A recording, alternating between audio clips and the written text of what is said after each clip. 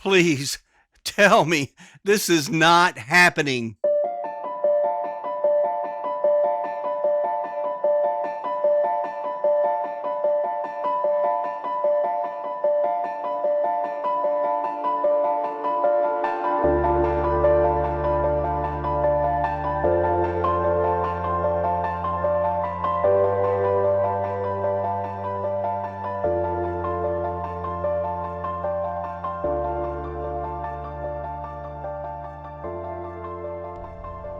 While growing up in South Florida, I was no stranger to the sun. Here I am as a 7-year-old in 1970 in Fort Lauderdale. When I became a teenager, I took a huge interest in water sports, waterboarding, surfing, and windsurfing. Here I am windsurfing back in 1986 as a 23-year-old. In 1987, I started my blacktop and paving business, repairing and beautifying parking lots. Around 2010, I got squamous cell carcinoma on my left temple. From that point on, I got very serious about protection from the sun by wearing long sleeves and hats. However, most of my current skin cancer is most likely a result of the sun exposure from when I was young. My basal cell carcinoma removed from my temple. The melanoma was done about a month ago. So this was something that was scheduled at the same time as the melanoma, a much lesser threat of a cancer, but nevertheless it needed to be dealt with because it can grow and become a problem down the road. So this was removed today, and I'll have the stitches out in about 2 weeks from now. And then they're going to give me a full exam to find out if there's any other cancers that are more serious on my body. But this video is about the melanoma, which I had an operation about a month ago, and had some indications that there was something that needed to be looked at prior to that. And this was right after the colon operation and the car crash that happened late last year, in the summer of last year, and then the colon was in December, and now the cancer issues. So the first time I noticed this freckle on my shoulder, which ended up being melanoma, was early last year. I noticed a little spot on my shoulder, and there was no spots around it. It was just a freckle that looked like it didn't belong. And it was right here, right in the middle of my shoulder. I thought, I've heard about melanoma, but I'll monitor it, see if it changes shape, or if it grows, or if it changes colors or anything. Nothing happened. It just stayed the same size. I figured, okay, well, it's just a freckle. It was about the size of a pencil eraser. I started noticing this thing was getting a little bit darker in color. It wasn't alarmed yet, just keeping an eye on it. It was a little bit darker in color, maybe just slightly bigger. And then I had the colon operation, and I thought, at that point, I got to really start paying attention to this, because the way things are going, this might be something more serious. I noticed it a little bit darker. It was kind of like a charcoal black almost color, and it started to get a little bit, it wasn't circular anymore. It started to change. So I thought, I better go get this checked out. So I've been to dermatologists throughout my life, like maybe once every 5-10 years or something, and I've had some things frozen on me here and there. And when I started noticing this changing, I decided to look on my medical plan, Blue Cross Blue Shield, and look up dermatologists. So I found a dermatologist in Delray right down the road from me. The place is called Clearly Derm, which is close to my home, and the doctor's name is Dr. Chediak. She's real nice, came in, she said, okay, take your shirt off and let's look and see what you have. Before I could even say anything, she looked at my shoulder and goes, that's melanoma.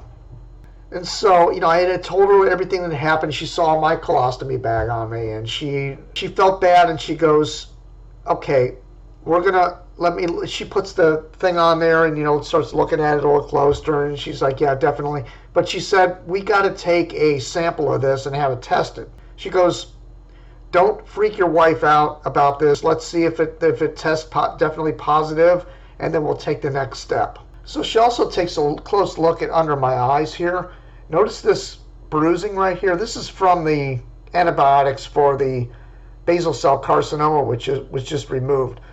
But she was taking an interest in this, put the scope right up on it, and she didn't really say anything about it. We'll have to address this down the road, but her main concern was the melanoma that she just found on my shoulder. She says, well, we'll let you know the results of the biopsy.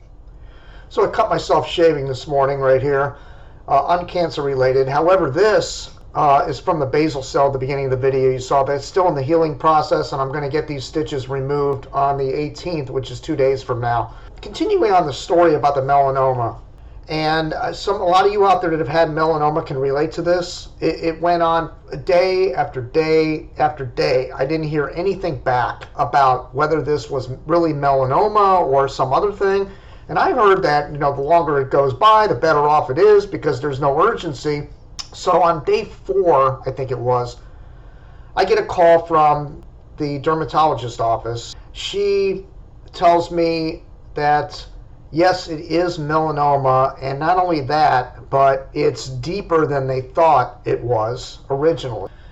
And that she's assigned me to an oncologist that'll deal with this situation because you're probably going to need to have surgery and have it removed. So I was sitting right here in the office when that call came in, and I went out that door behind me. My wife goes, well, what did they say? And I'm standing next to her. She's doing her home job that she has with the headphones on, and she's making phone calls and everything, and she has a break in between phone calls, and I'm standing there, and I looked at her and I said, I have to go see an oncologist. And the look on her face was like a deer in the headlights, and I started watering up, and I had to get out of the room because it was like I couldn't finish what I was saying, and I just acted like I was having a cough or something, and I just had to get out of the room. But that was a rough moment right there. I mean, after dealing with all the surgical stuff with the colon perforation and the struggles and me having a colostomy bag and the whole 9 yards, it's just rough news. I mean, in the cancer world, generally you have the cancer, then you have a colostomy, not the other way around.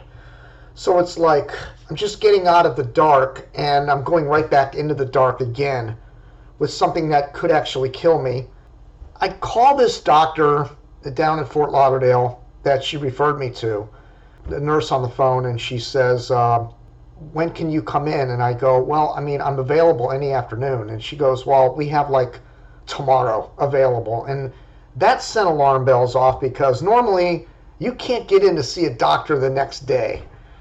So I'm thinking this is serious. So I finally get to meet Dr. Rashid, who was born and raised in South Florida. I got educated at Duke University, went to Virginia Commonwealth, and then went to the Moffitt Center in Tampa, I believe, and then ended up here in South Florida, and he works down at Holy Cross Hospital. So I hit into his office. He said, listen, this is a common form of cancer. It's probably one of the most fastest growing cancers in the United States due to sun exposure. It is treatable.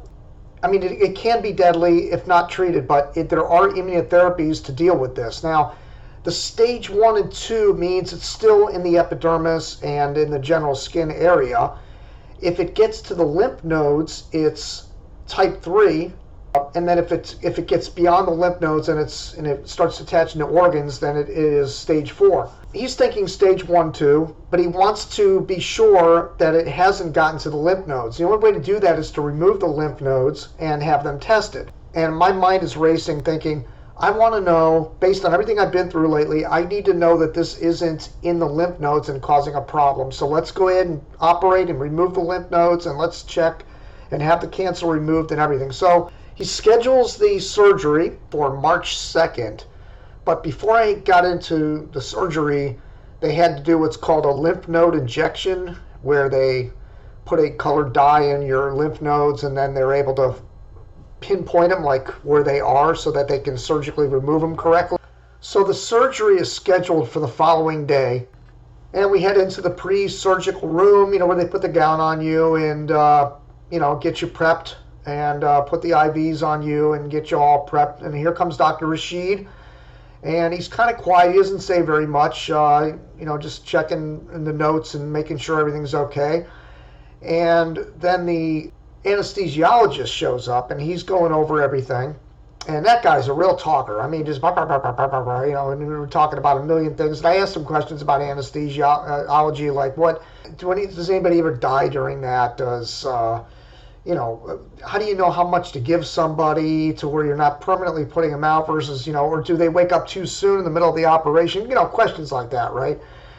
And he was very talkative. And then when I got wheeled into the operating room, the conversation was continuing about, I was talking about the accident that happened, and he was talking about his accident, and then the doctor chimed in about the roof damage he had from Hurricane Ian, because I was on the way over to Ian when I got my crash, and the whole conversation quickly turned to hurricanes, and then all of a sudden I was like, I was unconscious, and that's it. So the surgery takes a couple of hours. I wake up in the recovery room, and as usual, I don't remember anything, but the doctor comes over and says he thinks he got all the cancer. It was a success. So taking a close-up look in the mirror, when I was able to finally get the bandages off, you'll see here this close-up shot. There is a row of stitches long. There's about 7 or 8 stitches there. And the lymph node area was done down in here. You can't see that in the image, but I have a circle around it to show that where that operation was. That actually hurt more than the stitches over here. But you also notice that bump that's right next to the stitches. That's a cyst. And they did not remove that during the surgery because the doctor was worried that it would infect the cyst with the melanoma. And I still think that the melanoma might have made its way into that cyst. And that's another thing I'm going to have removed down the road and have tested. But that is uncomfortably close to where the melanoma was. And then, of course, here's a panned out image of what I look like at this point. I've got the stitches from the colon operation that happened back in December. That's about 14 stitches running down the center of my chest from below my chest down to my groin. There's the colostomy bag, and then the stitches off to the right for the melanoma, and the stitches that you can't see, which are the lymph node. So after a couple of days off, I get back to work, and I'm still waiting for the results of the biopsy on the sentinel lymph nodes. This reminds me of when I was finding out about whether this was melanoma for certain with the lab results. This was the same situation with finding out if it had gotten to the lymph nodes, which is a bigger deal. 2 days go by, 3, 4, 5, 6. Again, the process thinking, okay, the longer it takes, the better the news is going to be. I'd say around a week later, I get a call. They found that the biopsy was clear, that there was no cancer cells in the lymph nodes. Now, this was done by Castle Biosciences, which turned out to be a disaster because they were apparently out of my network and the insurance didn't cover it, and I got a bill for like $8,500, so I'm still working on that. They did the slice exam on the biopsy and found there was no cancer cells in there, which was excellent news. It turns out that this was not as deep as they had thought it was, even though the biopsy showed that it was deep. When they actually went in there and got the results from the lymph nodes and the area that where the cancer was surgically removed, they found that it was a class 1A, which is the best prognosis you can get for a cancer melanoma diagnosis, with a recurrence-free rate of 95.2%. So 95% chance I'm not going to have to deal with this again. But then again, all the videos I've watched on YouTube, there's a plethora of videos of people that were classified with class 1 or 2 melanoma and then had them come back within a few years down the road. So I'm going to have to do regular screenings and keep a close eye out for any reoccurrences. The other thing I want to mention, the people that had the reoccurrences all were given the all clear like I was, and then when it came back, it came back in the form of a lump or a bump, in the form of what they thought was a cyst. And I'm a prolific cyst maker. I've had cysts on my lower back and my chest. In fact, I have one right near the colostomy bag right now. It's kind of bothering me. I have one up near where the cancer was, and the cancer is so close to the cancer. When I go to get this one re-examined, I'm going to have them run a biopsy on this lump up in here because it's so close to the spot where the melanoma was. I don't think I'm in the clear in any stretch. I mean, I know the doctor, he's a positive guy. He thinks positively, but you look at the whole body of the person that's dealing with this, and Every case is different, and if you look at statistics, yeah, you could say, and I do this with hurricane stuff, I can say Miami gets a return rate from hurricane hits, direct strikes, like once every 5 years or so, right? But sometimes you can go 10, 15 years between strikes, and then other times you could have 2 or 3 within 3 years. So its stats are leveling out over a long distance of time, and there's a lot of different results. So I'm going to be very careful in monitoring this, and I'm very skeptical that I'm in the clear. But it's important for people to catch this early, which I did. The one thing I don't know was whether, if I had waited another year, would it have become stage 3? How quickly would it have become stage 3? In other words, get into the lymph nodes had I ignored it for another 6 months. But if you have a black spot on you that was a mole and became black, definitely get it checked out, because that was my situation. I finally had my stitches removed for the basal cell carcinoma up here on my temple. They did a good job. You can really see it's just a little red, but you really can't see any scarring or anything, at least not blatant scarring. Turns out they had 11 stitches in there.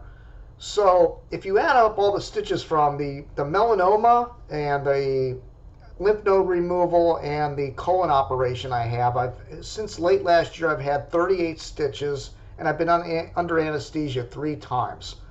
So it's been a rough haul, admittedly. I mean, I may even need some psychological counseling after this. I don't know what to say, but I have a good support system around me, and I thank everybody for the well wishes out there on the internet. But just pay attention to your body. That's all I can say.